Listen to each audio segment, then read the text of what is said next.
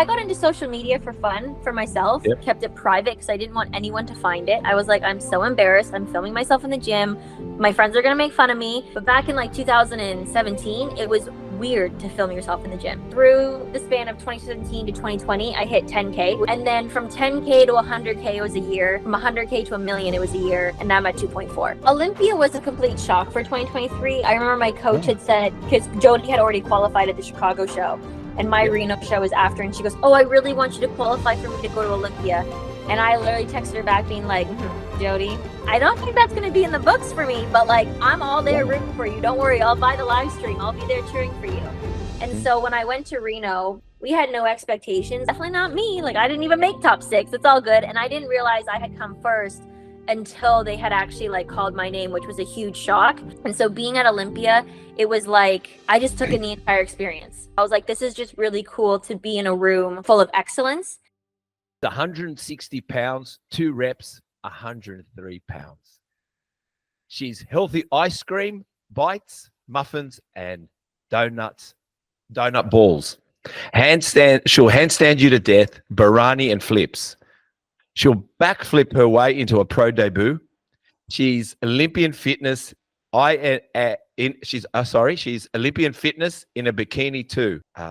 She's calisthenics, mobility, at times anxious, but fun and not too serious. Could be a little bit silly. Please help me welcome Olympian, IFBB pro, handstand queen, Taylor LittleTFitness.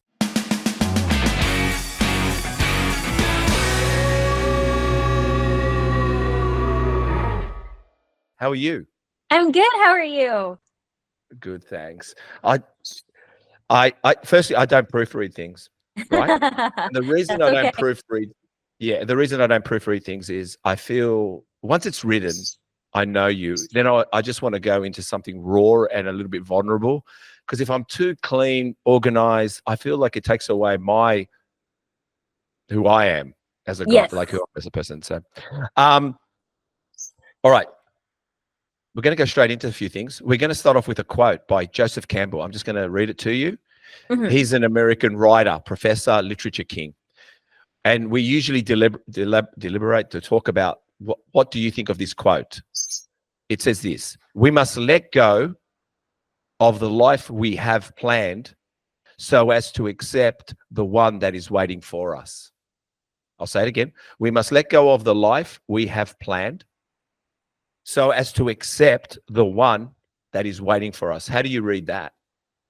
No, I completely agree. I think it's similar to a quote that one of my clients said, where it's if you tell God your plans, he'll laugh at you, because at the end of the day, it's like you can plan, you can do everything that you want, but at the end of the day, things are going to happen as they're meant to happen, and what's for you won't miss you. And as much as we try to like create plan A, B, C, D, sometimes you just got to go with the flow and realize things are happening for the right reasons. And, you know, things happen for a reason.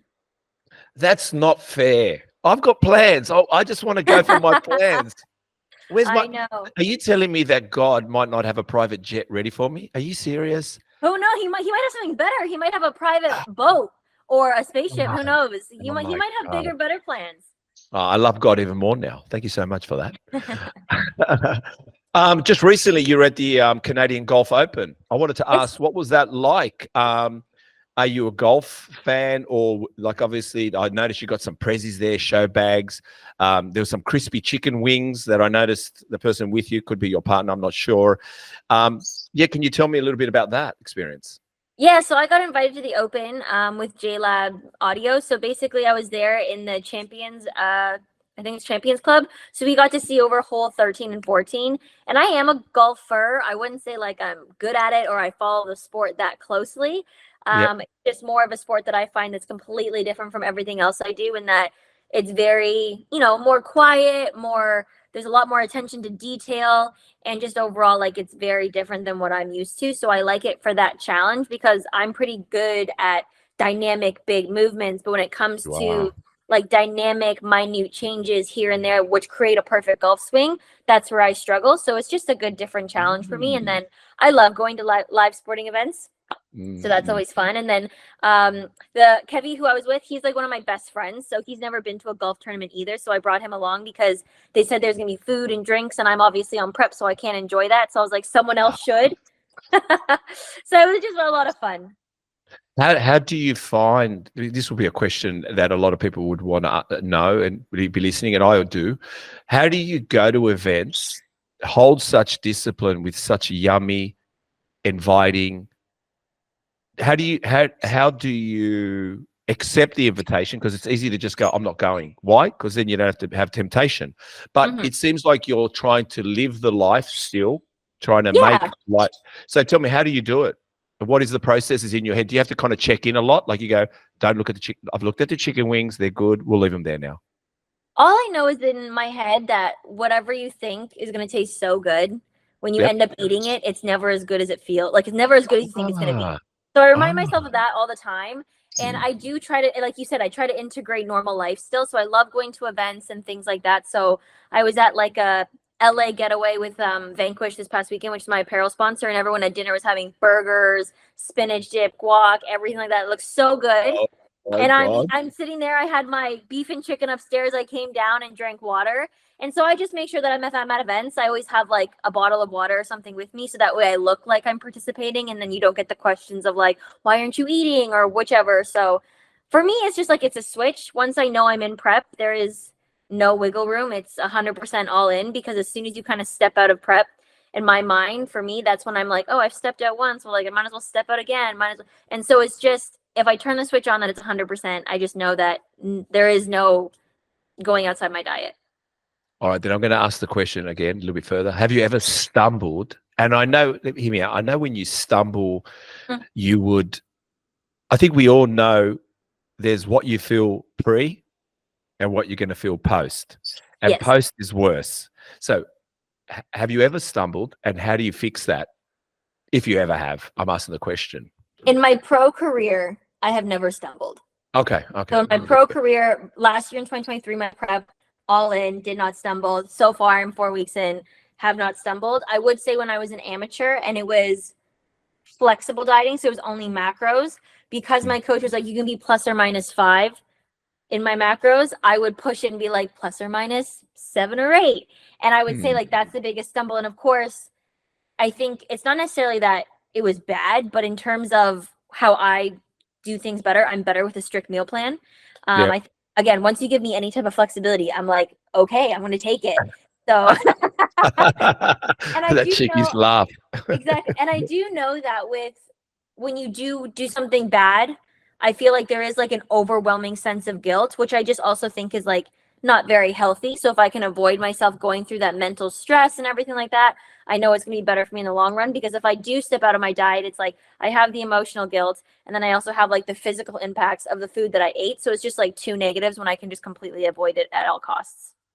I think as we grow, I'm obviously older than you, but I think if you're not remembering what it was like post, and you're not remembering the pain of the mistakes you make, something you said, the interactions you have, even if it's food, physical, whatever it is, you definitely need to have a little brief prior to even putting that in your mouth or acting out something or saying something to someone, is remembering past experiences of post, how that can sometimes make you feel worse. Just like you said, you may eat it, looks delicious, but when you've had it, you go, it wasn't as good as I thought it was. It wasn't as good as he said. Yeah. It's always mid. Oh, it's never the best.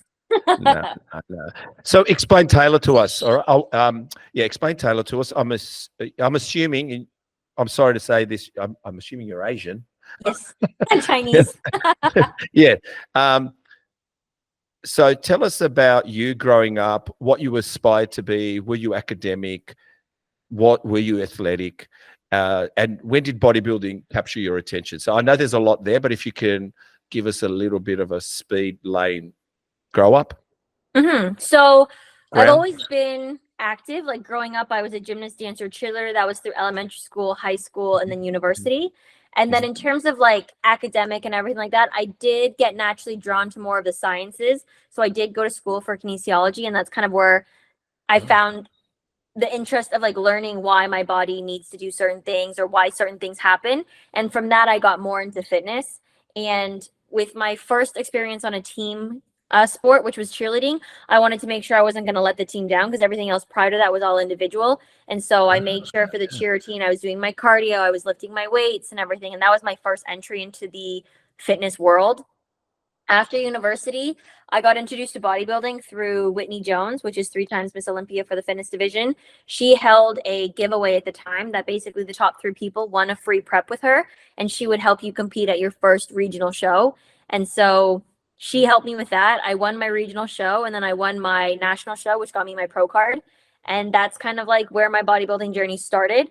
And then very quickly it ended because after 2019, I was like, okay, I'm good. I got my pro card. I don't plan on competing again. See you later. Bye.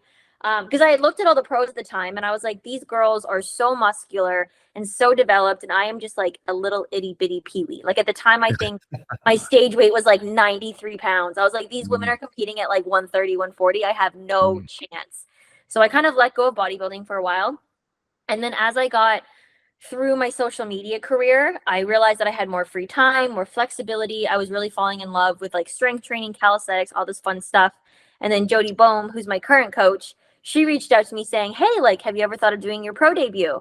And I was like, kind of, like maybe. And so she kept on checking in probably like twice. And then finally I was like, you know what? I do really want a good challenge. I want something to really test my dedication and my discipline. And so that's when I decided to enter back into bodybuilding in 2023. So you said something just prior to all this, your social media career. What was that? That's so basically I got into social media for fun for myself. Yep. In university, I had the account. I kept it private because I didn't want anyone to find it. I was like, I'm so embarrassed. I'm filming myself in the gym. My friends are going to make fun of me because if you look at university students now, it's so normal to be a creator. But back when I was in school, which makes me sound so old, but I'm really not that old. But back in like 2017, it was weird to film yourself in the gym. People kind of like made fun of you a little bit. So I kept it hidden. And in, I think like around like April 2017, I was like, you know what? I'm going to start posting every single day. And, you know, it's going to be accountable for me. It's going to be fun. I'm going to try challenges and it's just for me. And through the span of 2017 to 2020, I hit 10K, which is like 3 years for a long time for 10K, right? Long time. And then from 10K to 100K, it was a year. From 100K to 1 million, it was a year. And now I'm at 2.4. Hey guys, Steve here from Muscle Talks podcast. I just want to say a big thank you for everyone that's subscribed. If you haven't subscribed yet, please do so. Why subscribe? It allows us to get a bigger reach, a bigger audience, and get those that love and have a massive love affair with bodybuilding onto this podcast. Some of the elites, we're talking to them now. We've had some of them already on. So please subscribe and also hit the notification bell. Why? It notifies you when we've launched a new podcast, some great new content that you might be interested in. So we want you to get the very best from us. So please subscribe, notification bell, and let's get back to the podcast. I wanted to ask, what is it do you think that got you to grow that way? Because you had to hone into something. It can't just be always, oh, I'll just throw this together and it'll be success. So, could you give us a little secret for us? I think for me, like the biggest thing was consistency. So whether you're posting every single day or whether you're posting 3 times a week, it's just keeping that consistent schedule. I think that's the main priority. And then obviously just making content that you genuinely enjoy. I feel like people who try to force content of like whatever's trending or like chasing the virality of stuff, that's when people can kind of see through it a little bit. And they're kind of like, oh, like it doesn't feel that real. It doesn't feel like she's really enjoying herself or it doesn't feel like she's passionate about it. And so I think one of the main things about my page that helped me grow was that regardless of what I was doing, I was always having fun. I always had a big smile on my face. I would show the failures and I would show the success. And I think that's something that made my account very different. I was able to show people like, yes, you see this final product of this move, but it took me like 3 or 4 tries and failures of, or sometimes like 15 tries of failures to get it done. And so I think that's the main thing. And I always tell people that you do want to leave people with something because, you know, it's free. People love free stuff on the internet. They either want to learn from you. They want to feel an emotion from you. They want to have like some type of like feeling of any type. So just being able to make sure that when you make your content, you realize that you're leaving your audience with something: motivation, relatability, education, you know? So. Well, I think the podcast's done. I think I've learned everything I needed to know, and I'm ready to go and get 2.4 million people followers. Thank you so much. Exactly what we wanted, Chris. We sucked it out of her. We got the secret sauce. Explain a 40-minute handstand session. Oh, yeah, it's so funny because some people think I'm literally on my hands for the entire 40 minutes. So I would say in a 40 I know. So in a 40-minute handstand session, I'm realistically probably only on my hands for about 20 minutes, I would say. I take long breaks in between. So I'm say each handstand set is around 25 seconds. I'll work that set for anywhere between like 8 to 15 times. But in between that, I will take rests, go on my phone, record, review the footage, see what I want changed. I'll stretch out my wrists and stuff like that. And then I'll go back and then I'll do another sequence. So depending on how my wrists are feeling and what it is, sometimes the sequences are shorter and I get 3 or 4 in. Sometimes they're longer and I only do 2. Okay. I'm going to ask you, I'm going to make you guess. Do you know who's the oldest person that's done a handstand? I'm going to guess the oldest person to ever do a handstand was 89. No, it was Gerald Wersick, a male born in 1952. He's 70.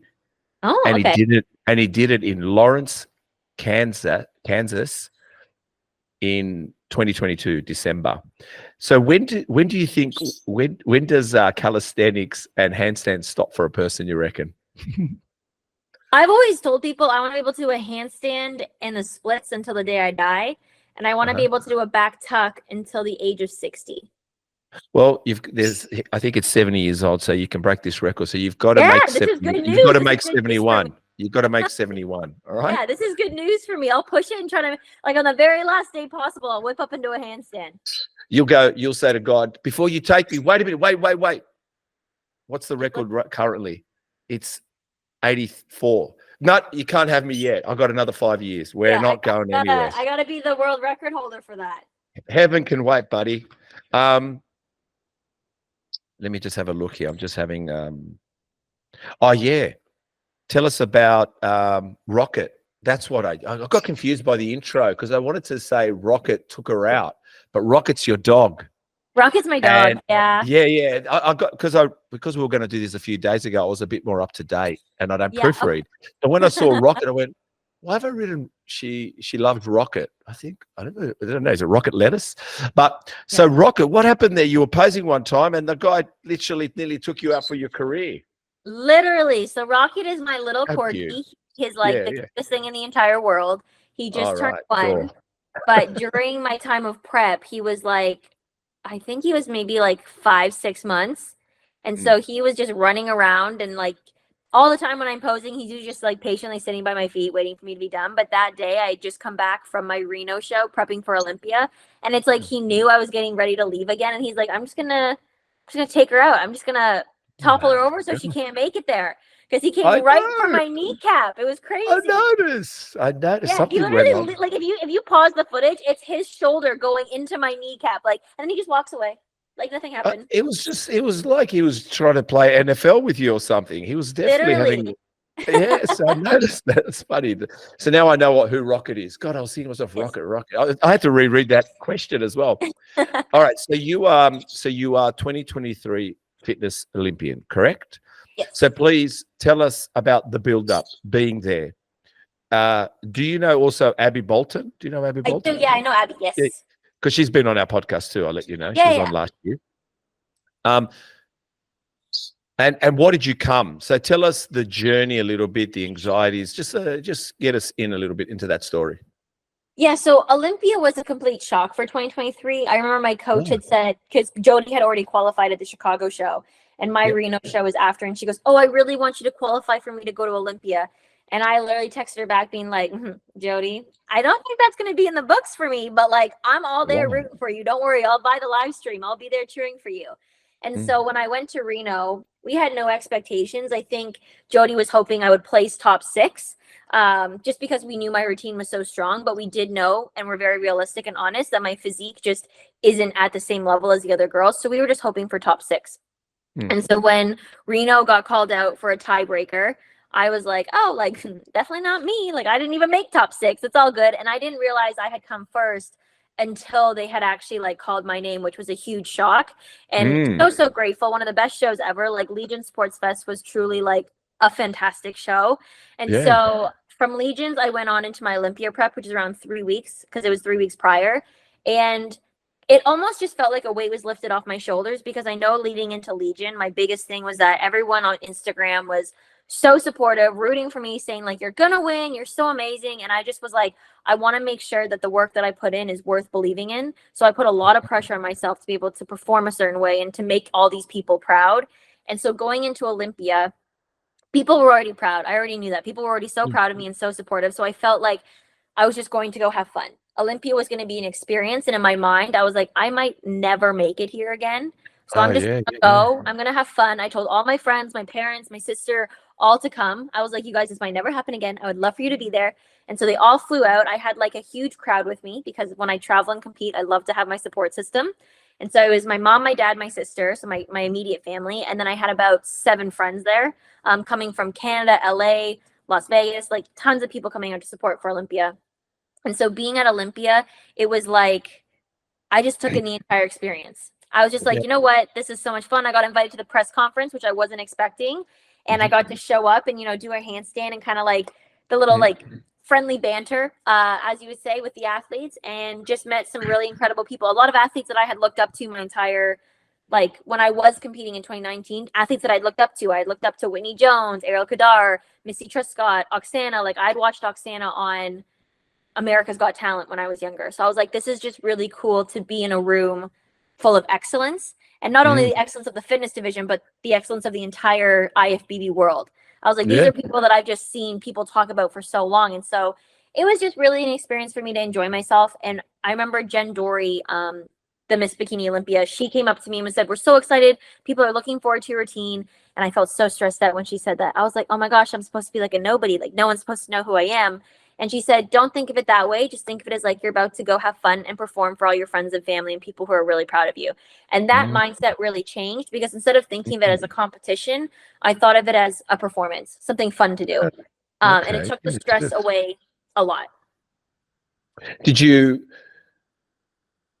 feel a little bit with all those people at the IFBB and in awe of it and trying to compose yourself? Did you feel, I'm not saying you are, because when I look at you, I'm thinking, all right, you're amongst it. You're one of the greats. But do you feel a little bit sometimes that imposter syndrome? You could be there and you go, what am I doing here? And like, because I know I feel that way sometimes. Absolutely. Yeah. I mean, standing backstage with everyone, I am by far the smallest person there. Both I was going to say, like, I'm not saying because you're physical stature. Yeah. Like, I know I'm the smallest one there, so I definitely did feel a little intimidated and a little bit like, what am I doing here? Like, I was super shy and I ate all my meals cold because I was too shy to go down to like the microwave area where all the athletes could heat up their food. I never did that neither at Reno or at Olympia because I was just like, I don't want to go down there and heat up my food and people be like, what is this child doing here? Like, who is that? Like, that's what I thought people were going to think. And so I was like, I'm just going to stay in my room and eat my food. I just wanted to stick to myself. And it definitely does come with this whole like second guessing yourself, thinking like, do I really deserve to be here? Am I someone who like doesn't deserve to be here? So those thoughts definitely cross through your mind. But at the end of the day, like I was there and I was having fun and I was like, I'm just going to enjoy the experience and I'm going to put on a really good show because I knew my routine was strong and I knew that was going to be my big moment. And so to just put on a good performance was my main goal. So you think the tip I'm getting from you, maybe everyone, the advice they might get from this is, even when you've got imposter syndrome, you got to push it to one side and you just got to go and perform.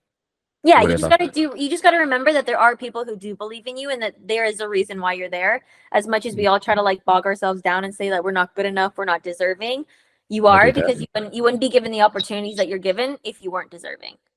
Okay. I also noticed, I think when you won the pro event, Bob Ciccarillo was there in the photo with you. What was he like in real life?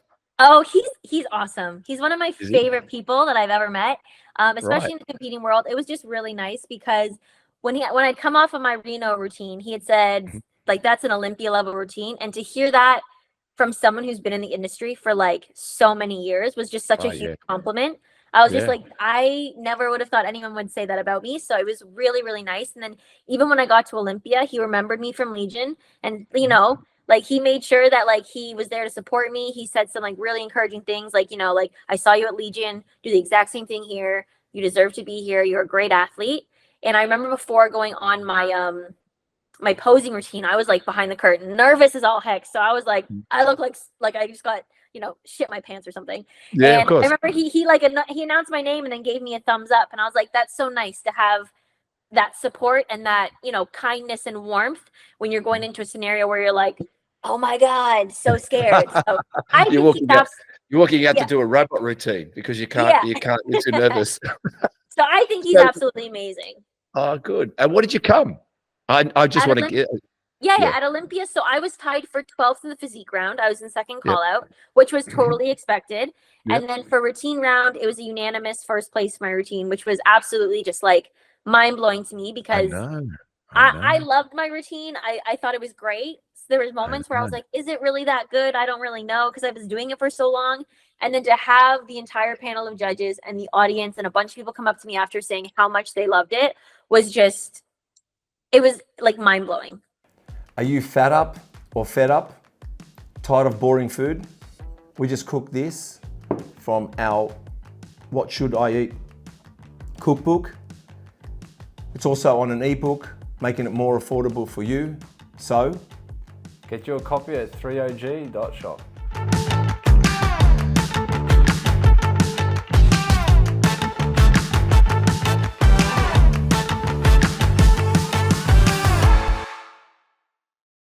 You look. I've watched people's routines, meaning being in the bodybuilding world and understanding his fitness part too, but I have to say your routine is like you've taken on gravity. I think you've beat gravity for some reason. It's like you can fly. I think if you just put a cape on and just go like that, I think we should see you take off. I don't know why. So what happens now? Like when because you've mentioned a few things about, all right, you came 12th in the physique side. So I'm assuming size needs to be put on, all these little bits and pieces that needs to be done. How do you approach that? And what is the game plan going forward in years to come? Because this can't happen overnight, I'm assuming. Yeah, and especially because I'm a natural athlete, like full natural athlete, and that's something And that great, good on you. I'm proud of you.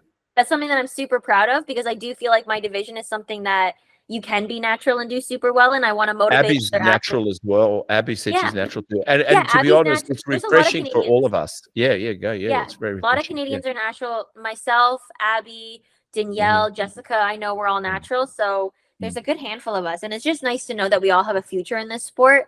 And so for me, it's doing the work in the off season. Definitely, this is my first time I had an off season. So I was in off season from, I would say, November to April, like end of April. I would say I took off season more seriously, more after Christmas, like January, because after the show, my coach gave me a little more leniency, a little more cheat days here and there. So that was a little more relaxed. But then now going into prep, now we get to see where all the hard work went. And so I'm excited to see how much I really improved from last year. I know already from my starting point of last year to my starting point of this year, it's completely different. I was 114, 115 in my first check-in pictures. And I was like, respectfully, I was like a skinny fat. Like I didn't look like I was that muscular. I didn't really have abs. Like, I was in shape, but I didn't, and I was very strong, but I didn't look that way. Aesthetically, I wasn't there. Whereas now when I check in with my New Year's photos for 2024 season starting, I have the shape of someone who competes in fitness. So I have like I think they call it the X frame or something, but I have, you can tell that I have shape. And so I think that's a really good motivating starting point, knowing that already from last year to this year, my starting point is so much better. So whatever I do, as long as my physique is improved from last year, I'm going to be happy with the results. I'm not chasing for first place because I know that's just unrealistic for me. I'm just chasing to be an improvement from last year. So how do you feel about the position you got in your routine now? But now you're number one there. What's going on that area? There's a lot of stress. There's like a lot of pressure, I would say. I do think there's two extremes. And I've talked a little bit about it on my YouTube where I just try to ignore both extremes. There's people who say she's undeserving. She's not even that good. She doesn't deserve to be at Olympia. The really negative people. And then you have the people who are like, oh my gosh, she can do anything. She's going to be the winner. She's going to be this. And I think both extremes are just like, I like to block them out. I like to stay in the middle ground in terms of knowing that I have the challenge to overcome to have a better physique. And I know that I have to be able to have a good performance for my routine. So this year's routine's already choreographed, very exciting. I have new moves in my routine, which is something that was really important to me because I didn't want to show up with the exact same movements. I wanted to come in with something a little bit different, things more challenging, and really show off different aspects of what I can do, because the moves that are in my routine are only like a fraction of what I do on my Instagram. So I want to be able to, year after year, bring in more skills and more transitions and more combinations that just set me apart and really show and utilize what I actually do on Instagram is what I can do in real life. I think that's the biggest thing that I always try to convey, is that I'm not just an Instagram person. Like, I can actually also do these things on call when needed. Yeah, well, you don't seem like an Instagram person. 2.4 million, and I've got I got two questions with that. But the first question I want to ask, because you mentioned it slightly, one of your Olympian highlights in 2023 was you had to have a 20-minute nap because you were exhausted. Bad mental health day. So the nap, getting up again to pretend it's a new day. So explain to me, you said something about YouTube and the negative side and the positive side. How do you go against the negative? How I look at negatives coming through, people calling people fools. And firstly, I think, wow, people have a lot of time on their hands to chase negative. I can't believe that part, right? It's not in my DNA to do that. Even if I don't like what the person's saying, I can't be bothered going to comments and typing something rude or vulgar or whatever, put the person down. So what I'm asking is, being that you've mentioned that, how do you battle that mental health side, and how have you learned to combat that with 2.4 fucking million people, which I'd say in the world that I understand, usually 5 to 10% are positive, and the 90% seem to want to bring you down for some reason. I'm thinking that. I'm not saying I know that. But like I said, it seems like negative comments seem to fly in a lot faster than some of the positives. And when the positives come in, we all go, oh my God, I love that. Thank you so much. So how do you battle with all that? So I would say that in terms of social media, I'm super fortunate that majority of my audience is very, very nice, and that I never really had to deal with that much hate, which was amazing for me. And the hate that I did receive, I always say, like, I poke fun at it a little bit. I'll comment back because I got time. I'll do it. And I find the algorithm likes it, and the algorithm likes it. Yeah, exactly. And at the end of the day, I'm just having fun and I'm lighthearted about it. I think the hardest thing about bodybuilding and the negativity that comes with it is sometimes it's like you get it from the people that you see in real life. And that was not something I was used to. Wow. I was used to it behind a keyboard. And so to have it where it was in my face, kind of, I was kind of like, it's crazy, because it's like one person that would hurt. Right? One person can say something to your face and be like all smiles, like, oh my God, hi, I love you, so proud of you. And the next thing I know on Instagram, I see some tag, blah, blah, blah. And it's like, oh, you're actually talking shit, you know? And I'm kind of like, that would in make my you head, sad. I'm like, I don't really care. If I don't hear it, I don't see it, I don't care. So in bodybuilding, I think it took me a while to kind of like get over it, because it was just something where it's like, again, it was happening in real life versus on the internet. And so I had to realize that my tough skin that I had built for like behind the screen, I had to now bring to in real life. So it's just a learning curve, and you just gotta, and again, you gotta chalk it up to the fact that it's like, wow, that person's really got to say that about me. That I must be living rent free in their mind. Whatever is what it is, you know, like you just kind of, you make it like light and fun. And although it can hurt your feelings, which is natural, you just have to realize that that person has to be in a different state of mind to be saying something negative about someone else who's just out here vibing and living, you know? It's funny because I don't mind the keyboard warriors. I always enjoy whatever anyone is saying, and I enjoy the little tussle back and forth. Like, I don't mind it, right? Yeah. But when it is, like you said, I think it's only happened once where it was not someone I knew close to me, but someone I knew said something negative.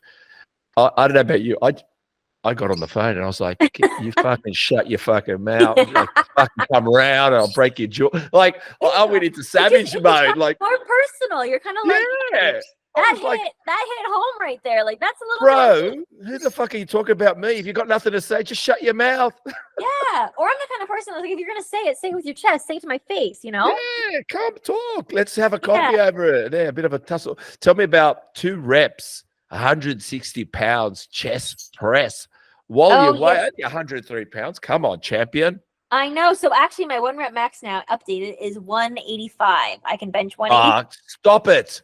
Yeah. So Stop it. my bench is my best lift. After Olympia, after bodybuilding, I plan on going into powerlifting. Oh my God. I think if you think you're small in Olympia, you're gonna be tiny in the big game of I know, right? powerlifting. Look, if all fails, just go to Slapfest, where Yeah. Dana White with the UFC's crowd, that slap thing. Yeah. If you still want the fame, just go on stage and get slapped. Yeah, right. Just do something. Just do something. Let me keep going through so quickly the questions, and I won't keep you too much longer. Oh, we spoke about that. Good. All right, a hot topic. Let's go a little bit over a hot topic, huh? Mhm. Mental health. Mental health. This is a hot Yes. topic, right? Yes. Which generation do you think? I'm just going to read it quickly. I just want to make sure I've got it here. With mental health, which generation you reckon's got it worse and why? Ooh, that's tough. Hmm. I want to say honestly, the baby boomers have it the worst. Like my parents' generation.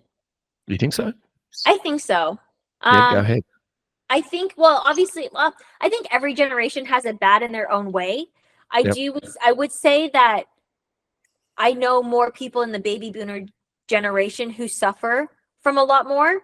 Like people, more of them have had it, but they had it untreated. Whereas like my friends in my generation have mental illness, but they're able to like have therapy and like talk through it and have other ways to deal with it and cope with it. Whereas my parents' generation, it was kind of like grin and bear it type thing. At least that's how a lot of my close people who I talk to kind of say it. It's like they never really felt comfortable enough, men especially, to go get help and be able to talk through their feelings. And even women and mothers and stuff who felt like they had an entire household to take care of. It's like they didn't really feel the need or the ability to like calm down and stop and, seek help and stuff. So I do feel like that in itself is like very, very hard. I think, like I said, every generation has it hard, but I do know out of the people that I talk to very closely, a lot of them didn't have the feeling of security in their society to go seek extra help in order to help them cope with everything. But do you think that I hear you, but I find myself being I'm 55, obviously much older than you. I find watching generations, like you said, baby boomers to the generation coming through. I've got 2 kids. I just can't believe that we've taken away. I think not everything. I'm saying we need to talk, but I think we're wasting our time talking about stuff that is a bit insignificant. And that's why there's so much talking going on, but we're not delving into the depths of the problem. Like everything seems like a problem. And I think when you're talking about I think, I'm not a doctor, but I have suffered a bit of mental health myself. I just found that the post generation, I think they had grit to get through things. Like it was, maybe they couldn't go to a therapist, but somehow they delved into it and moved on quicker. It was a bit more, we had to move on. There was nothing there. You just had to get to the next thing and get to the next thing. And I feel a little bit like myself, we've lost the understanding, you correct me if I'm wrong, the understanding that we're allowed to feel happy, we're allowed to feel sad, we're allowed to feel angry, and we're allowed to feel frustrated. And I think the get over it or go quickly seek help about it is too much. We need to find that middle ground where I'm angry today or I'm frustrated, and to break it down simply that I didn't sleep enough, and that's enough. I think that's how I feel. I don't know. What do you think?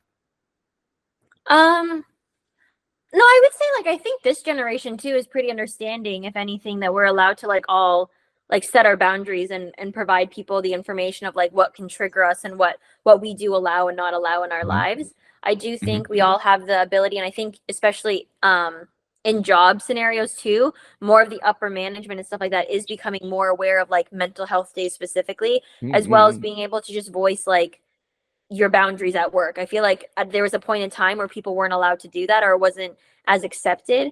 But now, Yes. I do feel like it's very much accepted all the way around. So I do think in terms of mental health, obviously, the way I see it, we're all living life for the first time. You know what I mean? So we're all just trying to figure it. We're all trying to figure it out. Yeah.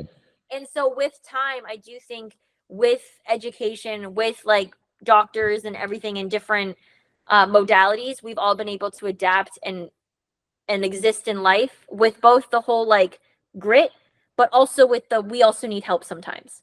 I think through the generations, I think through the generations we've had a good balance working all the way through. We're allowed to feel our emotions, we're allowed a mental health day, we're allowed to be at work and set our boundary, like we're allowed to like grit through it, but we're also allowed to voice how we feel. I'm with you on that. What I was trying to say is not everything for me. Not everything is alarm bells. Not everything is DEFCON 1. And we've got to work, because I've got kids. Sometimes I've realized just shutting up and let him talk or let her talk is the best answer for her. Just sit there. Like that. We don't have to always find solutions. Listening goes a long way. Yeah. Yeah, that's what I was trying to, yeah. Yeah, So I agree. Listening goes a long way. Yeah, listening. Tell me something.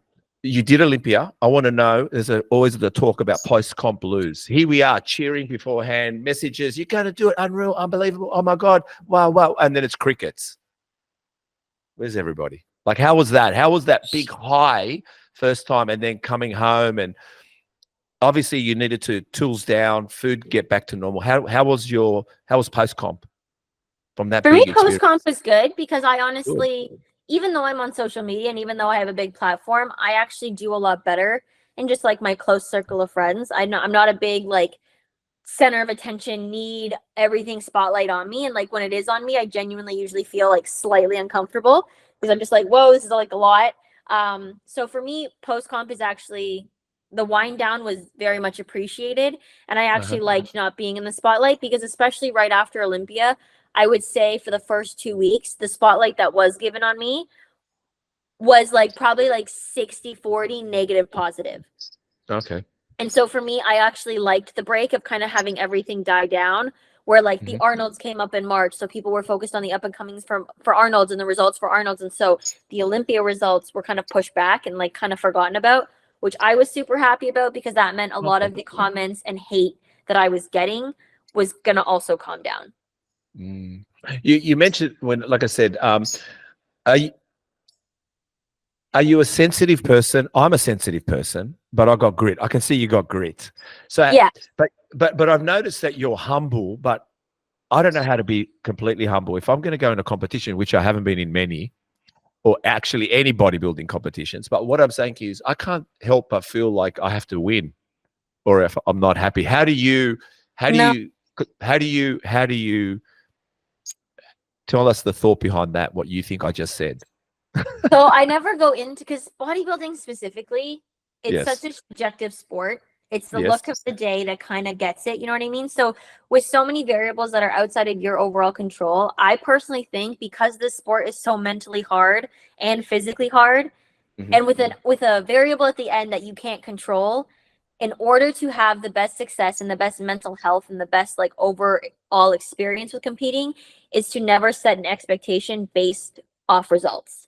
I think and I think all competitors will say this too, it's about beating your previous package. It's about beating your past self. And that's the most important thing because at the end of the day, bodybuilding takes so much effort and work and so much time that you can't be only doing it for a win. You have to be doing it for like a deeper reason inside. So for me, the first time it was to test discipline.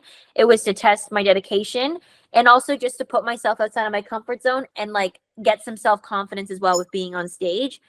This year, I would say my bigger reason as to just competing is because I want to prove to myself that I can deliver a top quality routine like I did the previous year and do a performance that I'm super proud of.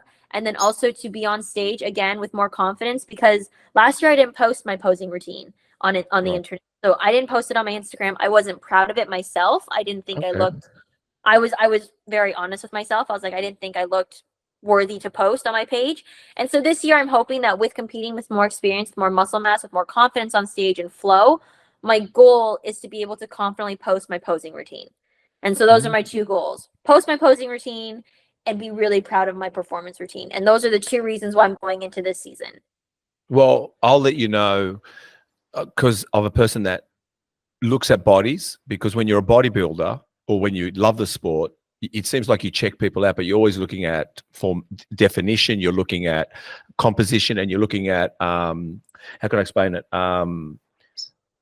There's a word I'll get it in a second. But you look amazing. So just pose away. And like, I think look, what do I know? You've got 2.4 million, but I think you're there for a reason.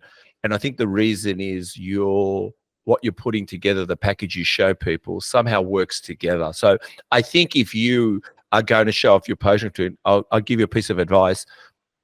I think your attitude will be perfect to just show what you're doing, because that's what we want to see. I don't think you need to be anyone else. And I think who you are and the way your smile, your attitude, the jumping around, the flying through the sky, the clouds, I think that's what you need to do. So I think it's perfect.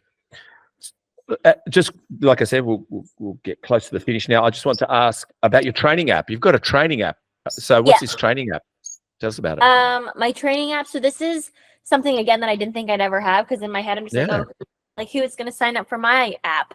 But I started my app in 2020, and I've had it ever since then. So I guess now 2020. So like 4 years now, which is crazy. And it's just a place where I put programs that are easily accessible for people who want to work with me but have more of a budget. So it's only $14.99 a month, and then for the year it's $99. So for most people it's pretty accessible, and it has everything from like mobility, HIIT routines, cardio, follow alongs, programs, handstands, calisthenics, strength training, all that stuff. So basically what you see on my Instagram is basically how I train, and like that's what's on my app.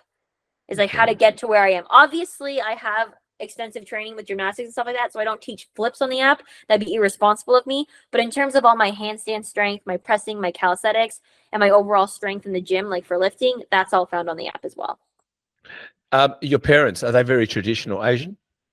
So I'm adopted. So my parents are white. Same with my 3 sisters. Yeah. Oh wow. Okay. Yeah. We could go on with that story, but but it sounds exciting, because I was just going to say, I guess I was speculating that if you had Asian parents, like my ethnic parents from Europe would have said, "When are you going to take when are you going to start a real job?" Yeah. They wouldn't have My parents were definitely concerned, because going into school with a kinesiology degree and coming out and saying I was going to be a personal trainer, they're kind of like, "Are you going to do anything else?" And I was like, "No, like this is what I do." And it was really nice. I think it was probably 2 years into my content creation career when I started making money, that they turned around and they were like, "You know what? We're really proud of you for not going the other route, that you showed us that there's a different way to make a living other than a typical 9 to 5. And good on you. Yeah. And so it was really great to see that moment, because there was the concern of them being like, "Why are you posting on Instagram videos and just training people? Like, you need to do something serious." And so for them to come around a couple years later and be like, "Wow, like you showed us, like, you know what you're doing," So that was cool. How old are you? I'm 28. Well, my daughter's 21 and she's in performing arts, right? I said it a few times, but the funniest thing is in performing arts, it's a 97% unemployment rate and 3%, right? And when she was going through this career, and I'm a numbers person, I said 3%. I said, beautiful, we've got a chance. Let's go with that. Yeah, so I love it. I love it. I said, what? 3%? That's plenty. Let's go. I said, you to her, let's know how much do it, 3% man. is in the world? That's a lot of people. Yeah. Now tell us about ice cream bites and these wonderful healthy snacks and recipes and donuts and muffins. Yes. So I'm in my food era, is like what I like to call it. So on my Instagram, I'm starting to post food recipes on Friday. I just find them fun to kind of show like a more goofy side of me in the kitchen, because everyone assumes that I'm so put together and so organized and whichever. Just seeing me in the kitchen going absolutely chaotic with my method of cooking, I think is hilarious. And it's also fun because one of my good friends is Razzie, which is one of the people I actually like recreate his recipes. So it's nice just to also be able to like try my friends' recipes and be like, yo, these ones actually taste so good. So I have a couple of food creator friends. And so I've told them like, hey guys, give me your hardest recipe and I'm going to like make a YouTube of me trying to make the hardest thing in the world. And we'll see if I can pull it off. That's unreal. You got a wonderful smile, by the way. I love your attitude. Thank you. Again, a month back, 2024, you said session starts this weekend. So I think it was prep starts on the 9th of the 5th, 2024, something about last month. I read it said it was a month back. You said something like session 2024, or it says session starts this weekend. Tell us about session and what's going to happen. Is that, I mean, I think it was prep. I think it was prep starts this weekend. So that's what I mean. Yes. Prep had officially started. And so that was kind of like the switch period where I was like, hey, switched on, we're locked in. we're on the road to prep. And like, because I've gone through it before, I kind of know what to expect. And so I was kind of like, this is it. This is where we start. So what do we, you've mentioned about you're going to be showing off your posing. Mhm. You're going to change your routine a Mhm. little bit. You're coming in bigger and better, and you got a big, I mean, to beat 12th, I guess you could say to yourself, okay, let's try for that. But to continue to come first is a different. So what are we expecting to see now, the next you coming into it? So again, I don't really put anything on results. I know everyone says like, oh, when I say I want to do better than last year, people always assume, oh, that means you want to come first. And I'm like, not at all, because I'm not Okay. results driven. Whether I come first, third, eighth, last, whatever it is, as long as I, again, improve my physique and do a routine that I'm proud of, not necessarily a first place routine, because again, it's subjective. Someone might come up this year and do something so mind blowing and so creative. The judges just love it, blows it out of the park. And my routine comes like third or fourth or whichever. As long as I'm proud of what I put on the stage, that's my main concern. I want to make sure that it's similar to my Instagram. I don't post what other people want me to post. I post Yeah. what I want to post. And same thing Yeah. with the stage and my routine. I'm putting together, or I've put together a routine that I'm really excited for and that I'm proud of. And I'm excited to show that. And then hopefully whatever happens is meant to happen. And we'll see. Love it. I love it. All right. Hot topic. And then we're going to go over the body and we're done. The hot topic is numbers. I keep hearing numbers. Numbers. And you mentioned you do your little food thing and all that. Yeah. I want to know the calories in, calories out. How do you feel about that? But also the fact is that people seemingly think that you can eat anything you want inside those calories and life is good. And we've mistaken density, micronutrients, growing a body to just losing weight and fat loss. It's a lot of fat loss talk. And A lot. everyone's Yeah. like, yeah. And so how do you feel about everyone just saying, it's simple. It's calories in, calories out. It's simple. It's calories in, calories out. You can eat what you want. Yeah. Tell us your view. I'm very like, when it comes to what people eat and things like that on Instagram, I'm not a big fan of the what I eat in a day, or I'm not a fan of like, this is how you lose food. And I'm especially not Yeah. a fan of people who do body checks before any of this kind of content. Any type Yeah. of content where you start the content with a body check and being like, now lose weight, now get a six pack. It's like, Yeah.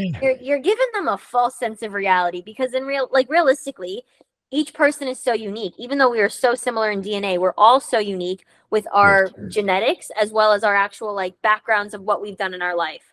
And so Yeah. what works for you is not going to work for the next person. So you can definitely take a pool of people and kind of gather an average of results or an average of information and utilize that and apply it to your body in your own way. But in terms of like calories in, calories out, it's like, it depends on the person. Like some people like intermittent fasting. I don't like intermittent fasting. Yeah. And someone can get better results or the same results or worse results than me by intermittent fasting, or vice versa. You know what I mean? So I think how you decide to lose your weight and how you decide to go across your journey of fitness is so unique, and it should really be focused on what you can keep consistent. So if tracking your macros, you can stay consistent, do that.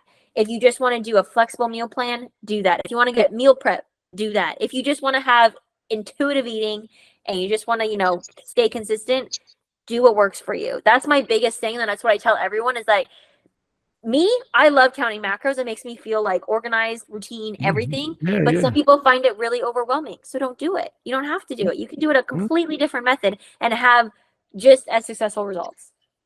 Well, you like, apparently you like to intermittent. You fast before cardio. Is that correct? You like to cut? I have to. I don't like to. I would eat right when I get up, 100%. But with bodybuilding, part of the routine is 25 minutes of fasted cardio. So I just get up, give Rocket his food, and then I go downstairs, do my cardio, come back up, and then eat right away. Is that something you think individual to you, or because I don't think it's with every bodybuilder, but I'm just asking because I found when I fast before cardio in the morning, I don't think I actually burn. I feel like I get better results when I have a small snack before I walk. I don't know why. I come back more energized and I've seen better body results. What do you think? I think it depends on each coach and their method. Okay, yes. I'll say that like for me and Jody, like I trust her completely, and I know that Good. it worked well last year, and I'm Yeah, sure it'll yeah. work Some well do this it. year. Yeah. Mm. Yeah, so I do think it has like, again, it's who your coach is. Some coaches don't like you said prescribe that, and some do. It just really depends on who you work with. Yeah, Chelsea Dion, who's in the Opens, she said she doesn't do fasted cardio, but her boyfriend, who does classic, needs to do that. It's different for each person. That's right.